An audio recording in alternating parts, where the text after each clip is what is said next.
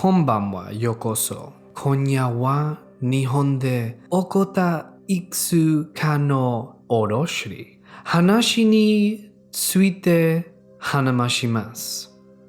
Alright then, thank you Google Translate for that absolutely butchered Japanese intro. Sorry about that, I just wanted to have a little bit of fun. So tonight we've got some horror stories from Japan, something amazing that I've never done before. I'd like to thank, before we begin, our collaborator in tonight's video. Please don't just jump ship. He has a really good, amazing voice. I love it. Obviously he speaks Japanese because he translated these stories. And yeah, I think he's got an awesome channel and you guys definitely should at least hear him out today. And if you enjoy it, well, you know, go check out his channel too. I think he's doing some really cool and original stuff. So all of these stories are from Japan. Thank you, Japanese Nightmares, for translating these and being a part of this. It was awesome to work with you. Be sure to check out his channel when we're done, link in the description, and of course at the end, as always. Alright then guys, it's time to dive in. The stories will be in English from now on, I promise. So for now, get comfortable and let the darkness take control. My hobby is mountain hiking. The kind of mountains I like to hike are ones with no roads, no other people, and where wild vegetables grow, off the beaten track. Sometimes on these hikes I come across strange or unusual things. For example, I once saw an albino antelope, and on another occasion saw an eagle the size of a grown man. However, the weirdest incident was the time I came across a family impossibly far into the mountains. It was a weekend afternoon, and I was hiking along the prefectural border between Miyagi, Yamanaga, and Akita. There was a forest full of huge beech trees which made it quite easy to walk as it got dark. This is a place that not an everyday person would hike. Only local people to this mountain range would probably know about it, or people like me who enjoy hiking and have GPS. It was secluded. As I was walking along a small ridge, I noticed a small stream flowing below. At the edge of the stream, I saw a man standing there. I first thought, he must be doing a spot of fishing. But then I noticed that he wasn't alone. 4 other people stood with him. They were all standing in the river.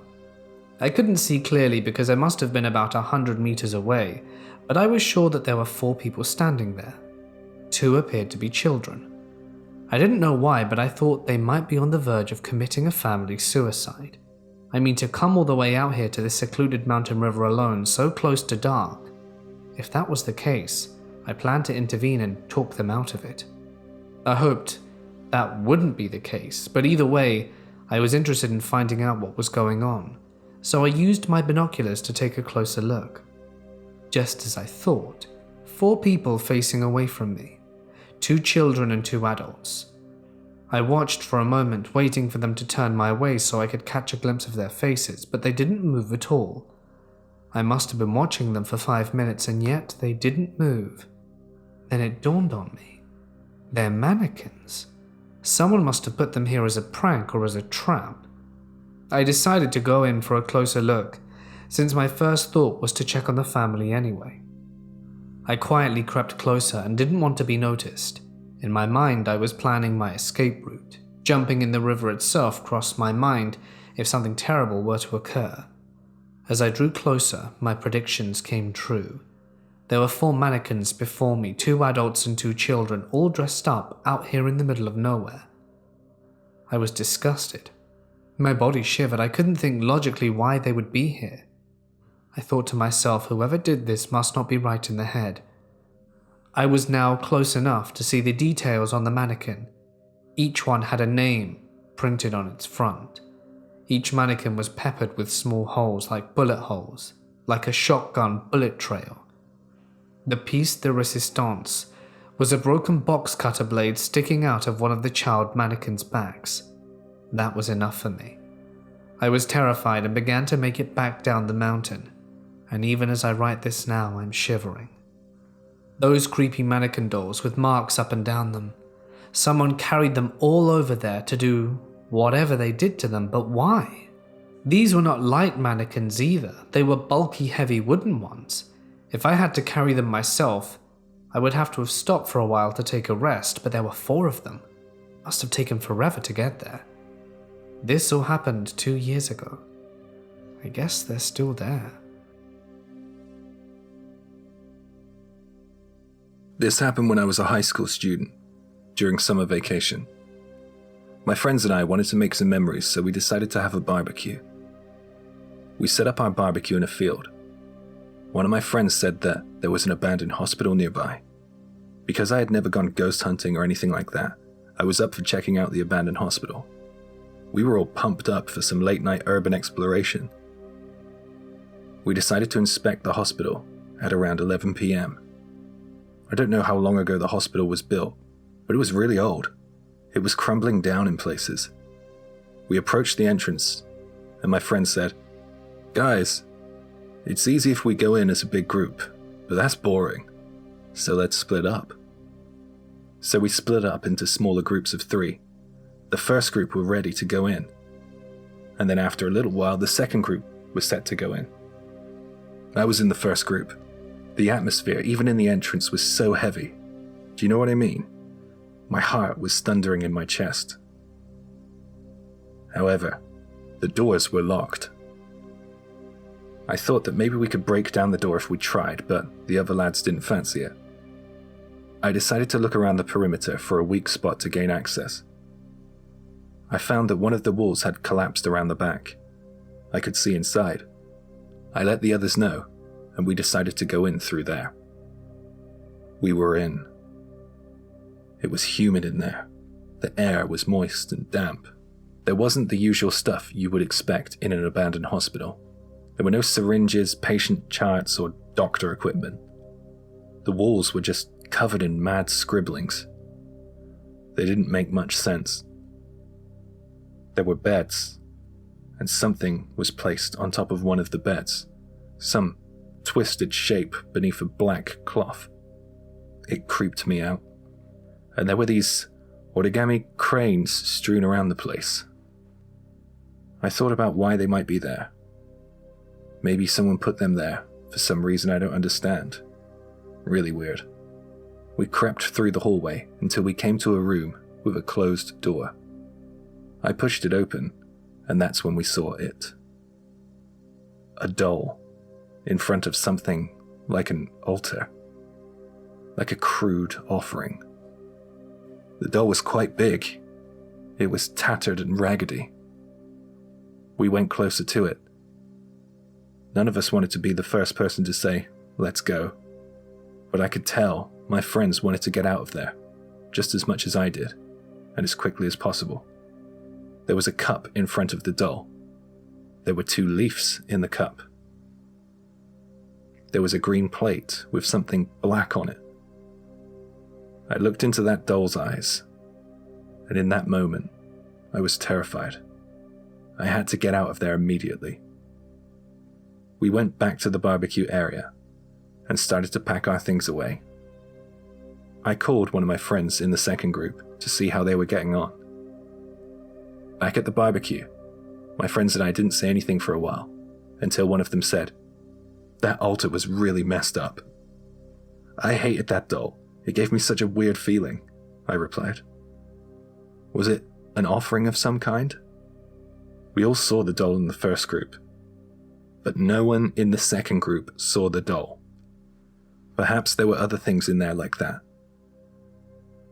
It was honestly the weirdest place I had ever been.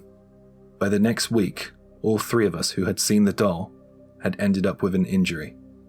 I broke my little finger during PE. My friend got into a motorbike accident and broke his toe. The other friend got into another accident involving a motorbike, and he crashed and he was in the hospital for days. The teacher asked us while laughing, "What's happened to you 3? You cursed or something?" We felt that it was no laughing matter.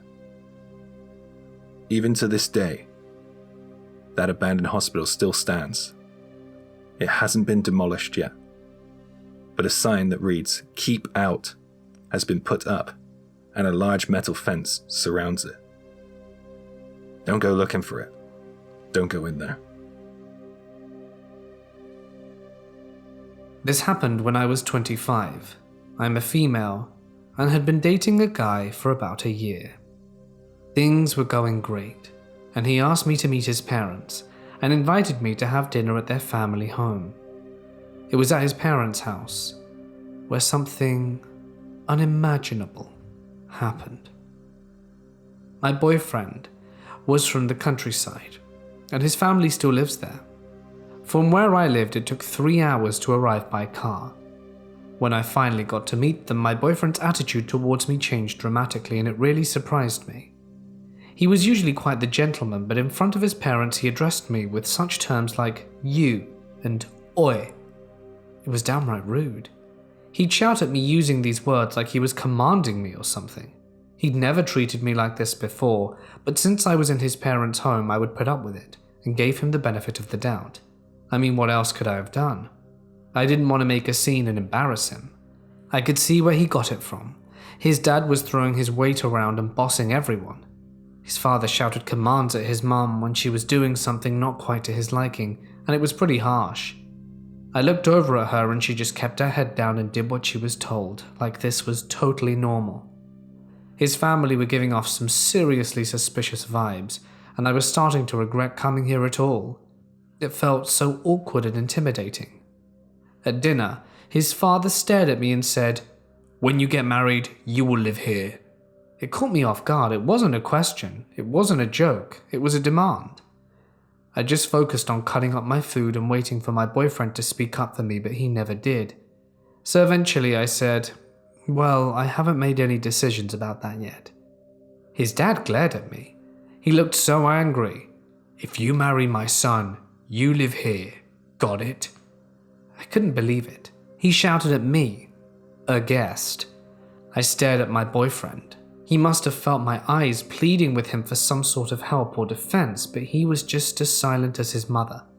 It killed me when he looked at his father and just nodded. More to the point, my boyfriend had never mentioned marriage to me before, so I was totally shocked, and to be honest, our relationship had had its rocky moments. They started speaking of specific dates for a wedding, and the pressure was intensifying. Later after dinner, when I was alone with my boyfriend, I said, "Hey, I feel a bit sick. I want to go home. Something isn't quite right." He didn't say anything, so I decided to start gathering up my things and head home alone. Just as I turned to leave, he grabbed my arm. "Are you running away?" He boomed. He had totally changed. It was like I didn't know him at all. He forced me back into his childhood bedroom. He overpowered me and shut the door on me and locked it. I beat on the door and screamed for someone to let me out. I was making so much noise there was no way that no one else in the house wouldn't have heard me. Things got worse when I realized that I had left my phone on the chair downstairs, charging. I couldn't do anything. I was literally a prisoner. I was stunned. And after a while, the door unlocked, and my psycho boyfriend's mum entered the room. I was pleased to see her. I thought she had come to my aid, but my hopes were dashed instantly when she handed me some papers. "Sign this. It's your marriage certificate. If you do, you can go," she said in a monotone voice. It was the real deal. "I won't sign that. I'll never marry him." "You think you can escape? Go on, try." She asked me to sign it again, and I told her, "Where do I go?" She got up and walked out the room and locked the door again. I needed to stay calm. I was terrified, sure, but I needed to keep my composure if I had a chance of leaving. I decided to wait until the dead of night, turned all the lights off in the room and kept as still as possible.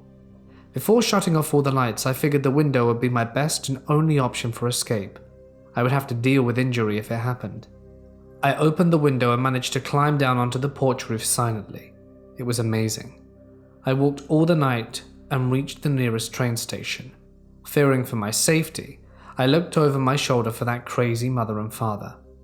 Days and weeks passed after this incident, and I got an email from my boyfriend asking, "You think that's the last of this? You think you can get away? We will not forgive you." Because I was living on my own at the time, I was too afraid to go back to my apartment alone. I asked friends and relatives to let me stay with them and pleaded. One friend who lived quite far from where I met my boyfriend allowed me to stay with them, and I felt safer. With the help of a lawyer and a support group, I achieved what he told me was impossible. I escaped from him and his family. I heard from friends and neighbors from my old life, and they say that they've seen him hanging around my former apartment and my old hangouts. Even though I live miles away from him now, I'm still worried he'll find me, or find a way to hurt me and my family. A long time ago, my dad was seeing another woman behind my mum's back. A few years later, he decided to break it off with his mistress. This caused her to become mentally unstable. My sisters and I would occasionally see her stood on the road near our school, acting strange.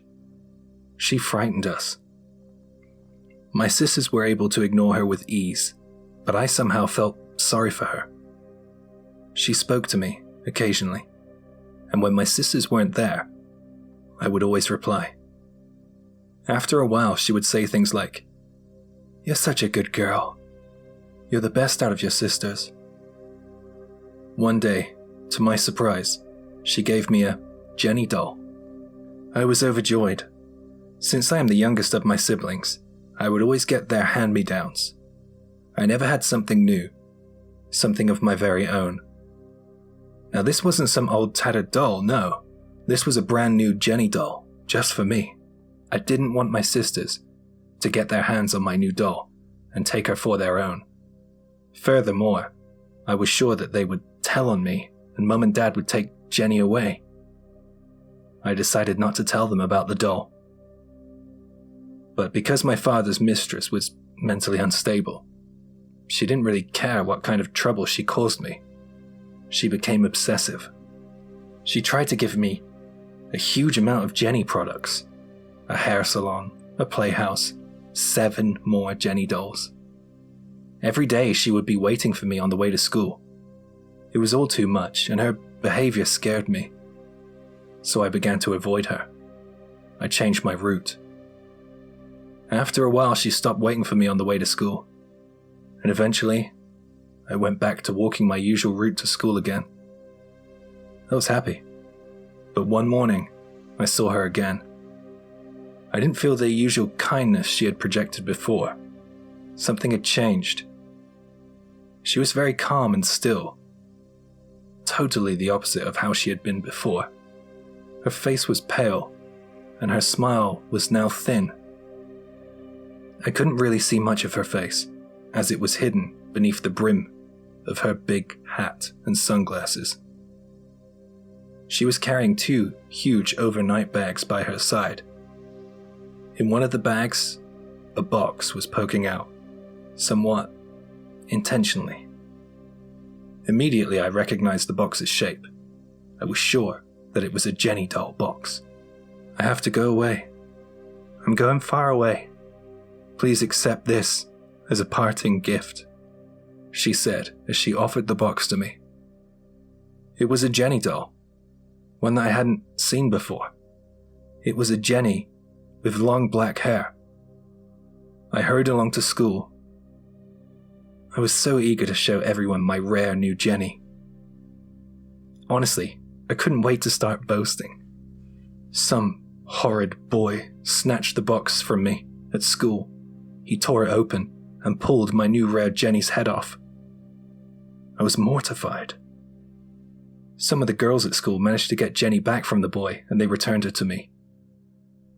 I held her head in my hands, and I saw weed-like clumps of someone's black hair jutting from beneath her chin. It didn't look right. One of the girls who returned the doll pinched a clump of the hair. At first, a huge curled-up wad of hair came out, followed by long, trailing strands. We watched as the hair from Jenny's scalp slowly started to become unraveled. A crowd of children gathered round to get a closer look. Hair from her head was disappearing from the scalp as the girl tugged on the clump of hair. Someone noticed small blood clots attached to the roots of the hair. It was definitely human hair. But this wasn't hair that was cut, but hair that was torn from someone's head. We all stared at the doll. Suddenly, we were all screaming in horror. I felt so scared and so bad inside, I was revolted. I began to cry.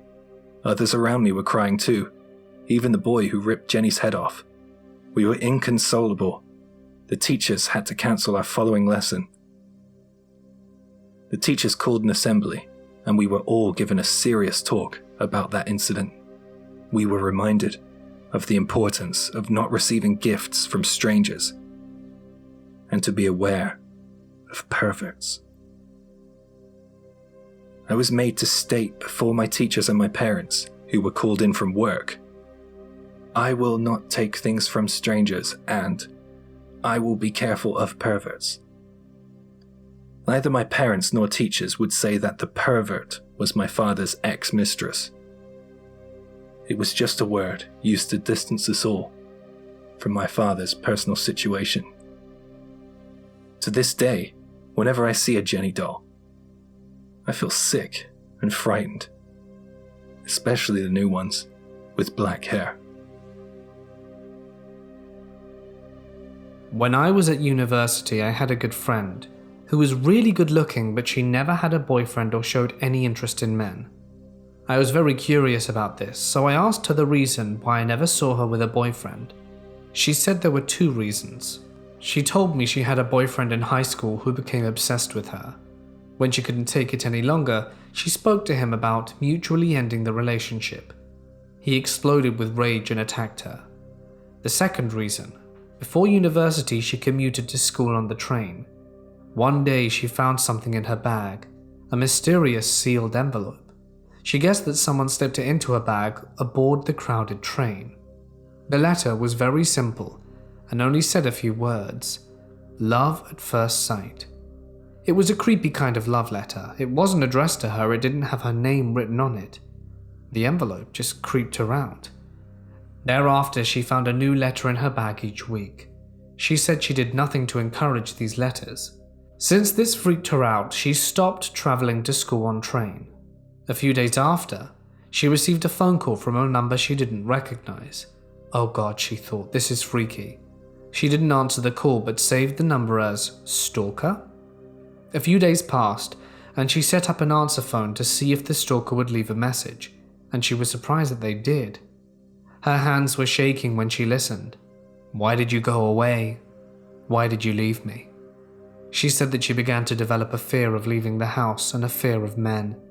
It took her years to recover from the fear instilled in her, not only from her ex-boyfriend but the train stalker too. Once she had her confidence back, she attended university. I wanted to help her get a sense of trust in men again, as there are so many good men out there. I knew that I was meddling, but I wanted to help, so I thought I would invite her to a party with males and females in attendance. I floated the idea to her and she reluctantly accepted. The day of the party arrived. I invited some of my best friends and male friends who I trusted and warned them all of my friend that she was nervous and asked them to be on their best behavior. My friends understood and promised to make the atmosphere great for the party. The party was held by our college mentor. I was so proud of her. She spoke to a man for the first time in a very long time and they had a really lengthy conversation. It was good and healthy to see. The guy she spoke to had the exact same taste in music and movies as she did, to the point where they had the same favorite song. They even came from the same area. They could have talked all night, they had so much in common, and I felt like fate had brought them together. When the party was over, he asked her for her contact. I knew this was going to be a big step, and I could tell she was happy with this, but she was too shy to show it. She said to me after the party on the way home that she was so happy and that she could fall in love with anyone else now. I was happy for her and felt just as excited as she did. A few days later, she received an email from him. She was pleased, as you can imagine, and I respected him for taking things slowly. After a week of emailing, she came running into my room to tell me that he had invited her on a date. The day of the date arrived, and my friend didn't want to be late, so she left her home with plenty of time. He sent an email stating, "I'll be there shortly and I'll let you know when I arrive." My friend decided to wait for him in the cafe. The cafe was crowded, so she emailed him with her number and asked him to call her when he got there. 15 minutes later, and her phone rang. It's him, she thought gleefully. And as she pulled out her phone, One word appeared on screen. Stalker? Her heartbeat rose. Old familiar thoughts and fears crept forcing from the back of her mind. She calmed herself and told herself, "I'm okay. My boyfriend's coming. I'll be safe." She decided to answer the phone. "Hello? Hi, I'm here. Where are you?" It was the voice of the man she'd met at the party. Her new boyfriend. There was no mistake. He must have been the one who put the letters in her bag on the train. She called me as she was leaving and said, "I have no luck with men." She escaped the letter stalker with the help of her friends and colleagues. I don't know what they did, but they made him back off. I'm shocked and somewhat in awe at the stalker's fascination and persistence with my friend. I wish he had just left her alone. This happened when I was at high school. I belonged to a basketball club. I developed a huge crush on a senior at the club. We ended up getting very close. We'd often meet in private. One day, off from school, he called me, asking if I wanted to come over and hang out. Of course, I was over the moon to be invited to his home. So I asked him for the address straight away.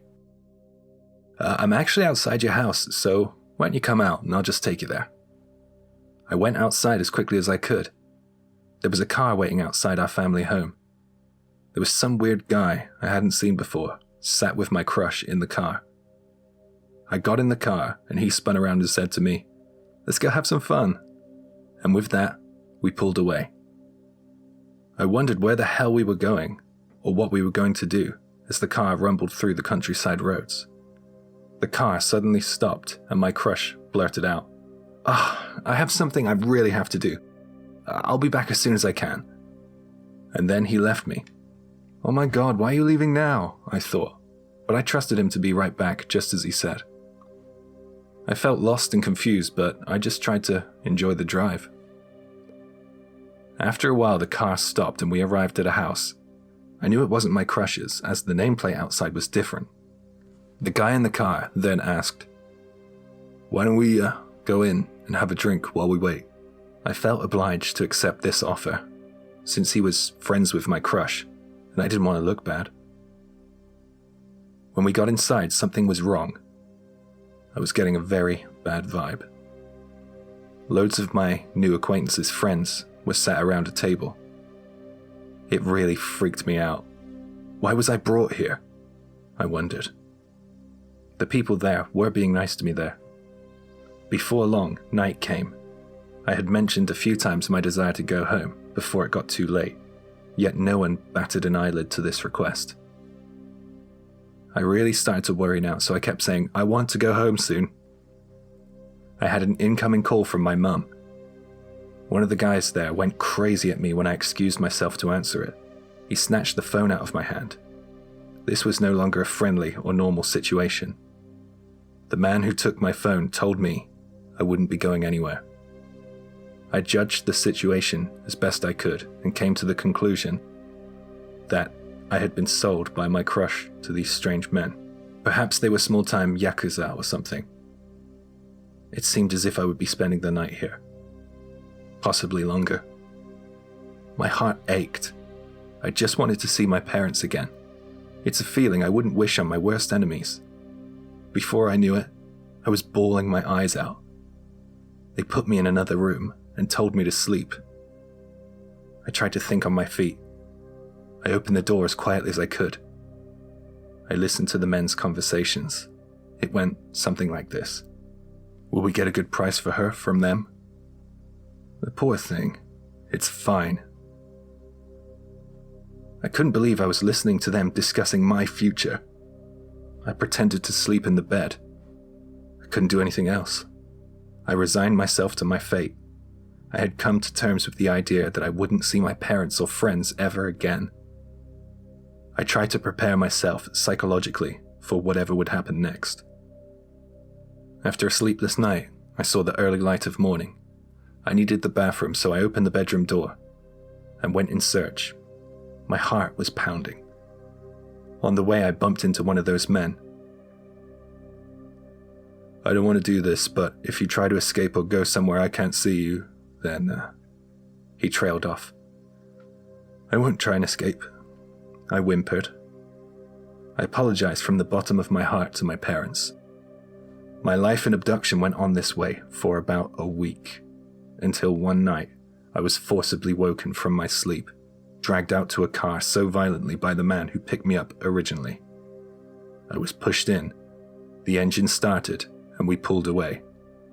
I had no idea where we were heading. To a buyer, I guessed. It was so hard for the last days and nights to escape reality. I couldn't even comfort myself with family memories as it was just too painful. I felt as if I was losing my mind. I was ready to die. I couldn't physically cry anymore. I was absent-mindedly gazing out of the passenger side window when I noticed familiar things from my neighborhood. Then the car pulled to a stop in front of my house. "Go," the man said. I got out and he pulled away into the night. He must have felt some sympathy for me, or his conscience kicked in. To this day, I have no idea what caused his change of heart. I was dumbstruck to be returning home so safely. I went inside my family home, a place I thought only moments ago I would never see again. My mother rushed downstairs. She must have heard me come in. She was so angry. Because I was young and stupid, I thought that telling her about my abduction would get me into more trouble, or make her worry, so I just told her I'd been staying with a friend. She screamed at me for not getting in touch with her, at least once during that last week.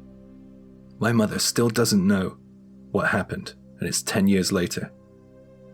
When I went back to school, I couldn't find a trace of that senior, my crush who had gotten me into that mess.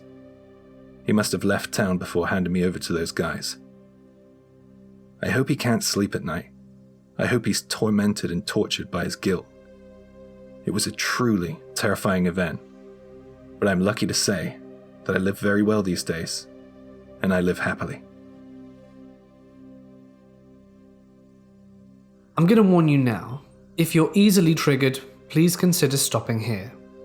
This is true and a real experience which happened while I was delivering newspapers early one winter's morning. It was around 4 and it was freezing. I was out on my usual paper route delivering newspapers. The whole neighborhood was still shrouded in complete darkness. The bitter winds were blowing strong. I was approaching an apartment block with my papers, and as I was heading out to a dark corner of the building, I heard a voice, and it sounded like people were talking. What the hell were people doing up at this hour out in the cold, I wondered, and squinted my eyes in order to get a better look.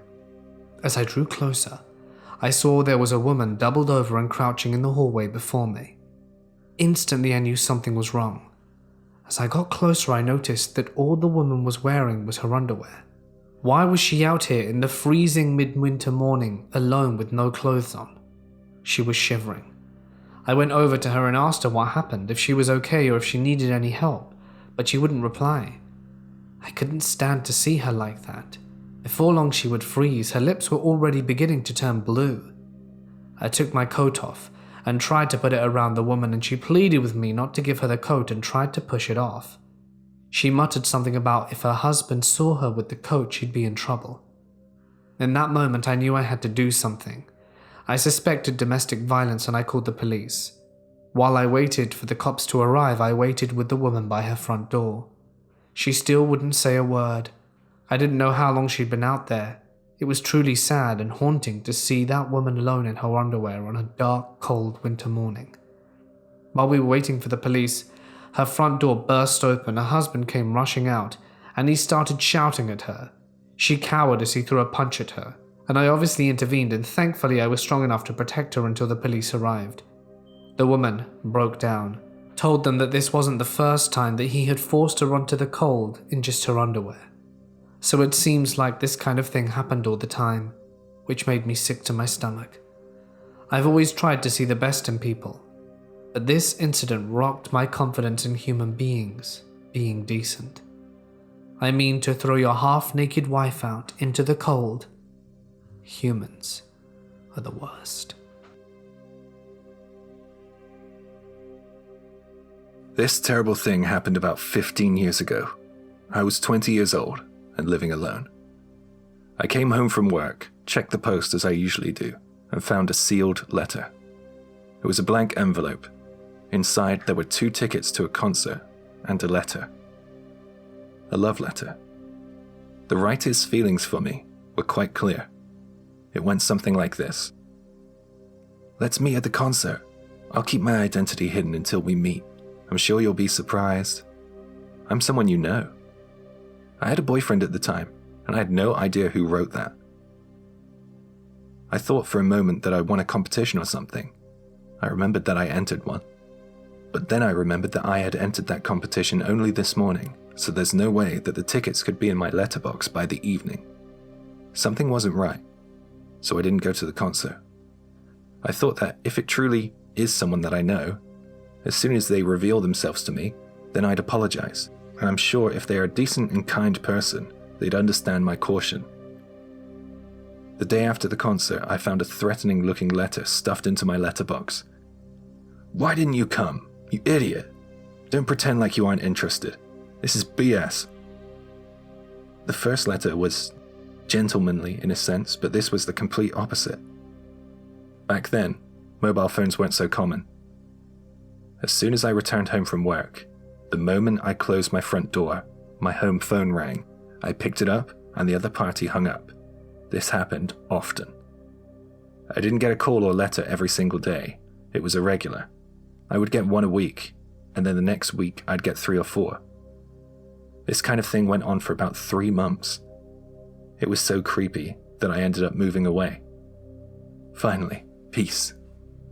Well, that's what I thought. Until 1 month after I moved into a new place, the same thing started again. I didn't get a call this time, but I found another blank envelope in my letterbox. There was no sender's address or name, so it must have been posted by hand. When I saw this, it was clear to me that I had a stalker, and the stalker had found my new home. I was really scared. I took the letter to the police station and spoke to an officer. Ignoring the other party is the most effective thing you can do. As soon as he realizes that he's being ignored, he will stop. This advice doesn't solve anything, I thought. Then the officer said, Look, women who live alone often get lonely, right? And sometimes single ladies have a tendency to allow harmless antics to get blown out of proportion. He laughed and thought I was delusional. Back in those days, the word stalker wasn't widely recognized in Japan. The laws in place aren't what they are today. I felt so sad that he didn't try to help me. He didn't back me up. It was like he took the stalker's side. I'll just move again, I thought. But around that time, my boyfriend and I were talking about marriage, so I moved back to my parents' house while we talked it over. My parents' home was in the same prefecture, but it was way out into the sticks, so commuting to work was a real pain. But I thought, at least I'd be rid of the stalker. I was wrong. Carnage and bloodshed were right around the corner for me. I finished work and headed towards the train station. On the way, a man stood blocking my way. When I tried to go one way, he stood in that way, and when I tried to go the other, he blocked me again. He towered over me. He was peering down at me. His jaw hung open, and he was breathing through his mouth. It's him. It's my stalker, I thought. But I didn't recognize him. Why didn't you come? He muttered. For a moment, I didn't know what the hell he was talking about, and then suddenly I remembered. The tickets. I knew he wanted an answer, but I couldn't say a word. It was rush hour. People were all around us. I wasn't terrified, but I was scared. It was risky. So I said in quite a loud voice, for the benefit of those around, "Excuse me, please let me pass." As I said this, people all around looked in our direction. But then my stalker did something unexpected. He turned and ran into the busy street. Right before my eyes, he was hit by a car. You may think this is quite cold-hearted, but I just thought as I rode the train home, that is not my fault. I was kind of happy that the harassment might be all over. In case you're wondering, he lived. However, one of the stalker's colleagues saw this all unfold. This guy said that It looked as if we were having a lover's quarrel. And when the stalker got hit by the car, he said that I pretended not to notice, or feigned ignorance and just walked off. This rumor was spread around by the stalker's co-worker. Every year my company and other companies in the same line of work have a sports day for a bit of friendly competition. I remember talking to a few people, but there were so many people I can't remember who I spoke to very well. Apparently, this is how I met my stalker. I'm usually really good at remembering faces, but I didn't recognize him. I found out that he came to my company a few times a week. I work in the personnel department, hidden away in a small office, so I don't often see people other than the ones I immediately work with. Yet the rumors about me grew. They said that we often met at work. Of course, I denied all these false allegations and stated the fact that I was the victim of stalking, but I wasn't convinced that anyone believed me. Another shock was in store for me. I was dumped. Although my boyfriend and I weren't officially engaged, we had set up a date for me to be introduced to his parents in his hometown, and at that point, we would officially announce our plans to engage. The rumors had reached their ears before I had arrived. As I said before, the suffering caused by stalkers wasn't well documented in Japan. They said to me when I met them, "You must have given this guy some sign that he had a chance with you. Somehow, you must have given him the wrong idea. You caused his actions. Are you sure there wasn't anything going on between you two?" With this doubt and distrust imposed upon me, my boyfriend was persuaded by his parents to end our relationship. I couldn't believe it. I wanted to escape. I wanted a fresh start, so I resigned from my job as well. It has been over 20 years since this has happened, and the wounds caused by the stalker still feel fresh. My desire to work hard at the assumption that I would eventually get married and spend my life with a husband has died. I came to the conclusion that I would end up alone. So far, I'm right. There is a huge park near my house. On weekends and public holidays it gets really busy. However, at night the atmosphere of the park is entirely different. Back when I had just moved into the area, I was unpacking. I had so much to do and there wasn't an end in sight, so I decided to go to the park for a change of pace. The park had swings and slides, plenty of stuff. Next to a public toilet there was a phone booth illuminated in the darkness that creeped me out a bit. Later, when I had finally finished unpacking, it was around 1 a.m. and decided to go to a convenience store. The whole time I was walking, I felt as if someone was watching me. I didn't want to look over my shoulder at any point. There was the phone booth. Ordinarily, I would walk past it without paying it much attention, but for some reason I stopped and stared blankly at it. After a few minutes, I snapped out of it and ran to the convenience store and bought a few more things. Sweets, a bento box, and went on my way home. Halfway through the park, I realized I was desperate to go to the toilet. It was unavoidable. I had to use the toilet in the park. At that time of night, I was the only one in the park and it was quite frightening. As I was washing my hands, I heard a phone ring. I checked, but it wasn't my mobile. It was coming from somewhere very close to the toilet though. The payphone was ringing. What perfect timing, I thought. Two thoughts entered my mind. The first, curiosity. What if I answer it? The second, fear. Do not answer it. In the end, fear won. I ran back home while the phone rang behind me. Back home, I sat down on my sofa and tried to organize my thoughts. I was still thinking about the phone booth. From my window, I could see the park and phone booth. I wasn't sure if it was still ringing. I watched for a few moments as a man appeared from a nearby toilet. The light of the toilet illuminated him. In his right hand he was holding a mobile phone, and his left, something sharp, like a tool or a knife. It took only 2 minutes to run back to my house from the park. I was just there. I thought there was no one else in the toilet with me. My suspicion is that the man was waiting in one of the other stalls and dialed the payphone number, and would creep up to whoever answered the phone from behind and murder them. What if my curiosity was greater than my fear? Whenever I think about what could have happened, I shudder.